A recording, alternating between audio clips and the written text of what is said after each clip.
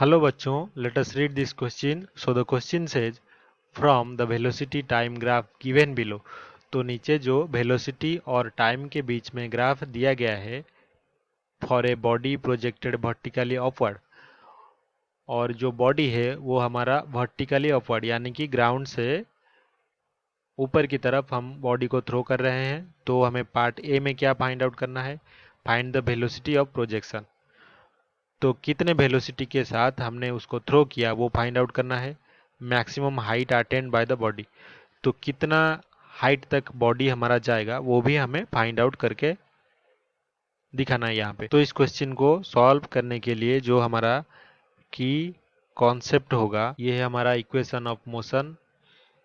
Equation of motion, तो इनमें से जो यूज करेंगे इक्वेशन मोशन वो क्या है? डिस्प्लेसमेंट जो एस होता है is equals to U into T plus half A T square. तो यहाँ पे u क्या है? इनिशियल वेलोसिटी, a है हमारा एक्सीलरेशन और t कितना है? Time taken. तो क्लियरली हम फिगर को देख के जो पार्ट ए वन है उसको अगर सॉल्व करें तो यहाँ पे क्या पूछा है हमें?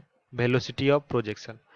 तो जब बॉडी हमारा प्रोजेक्टेड किया गया तो टाइम उसके वक्त कितना था?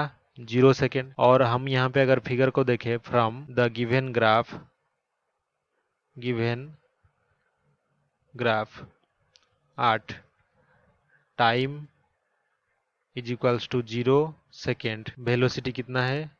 Velocity is equals to 20 metre पर सेकेंड। तो यही होगा हमारा वेलोसिटी ऑफ प्रोजेक्शन। तो हम लिख सकते हैं velocity of projection is equals to 20 metre पर सेकेंड। तो अभी क्वेश्चन का जो सेकेंड पार्ट है वहाँ पे चलते हैं। तो वहाँ पे क्या है? जो इनिशियल वेलोसिटी हमारा u है वो कितना है? 20 मीटर पर सेकेंड। तो अगर कोई, तो यहाँ पे जो बॉडी है वो मैक्सिमम एज हाइट तक ऊपर जाता है, और यहाँ पे जो acceleration due to gravity g है वो वर्टिकली डाउनवर्ड एक्ट कर रहा है। तो ये अगर वर्टिकली डाउनवर्ड एक्ट कर रहा है तो बॉडी उसके मैक्सिमम हाइट पे रेस्ट पे आएगा और डाउनवर्ड मोशन करना वहां से स्टार्ट करेगा।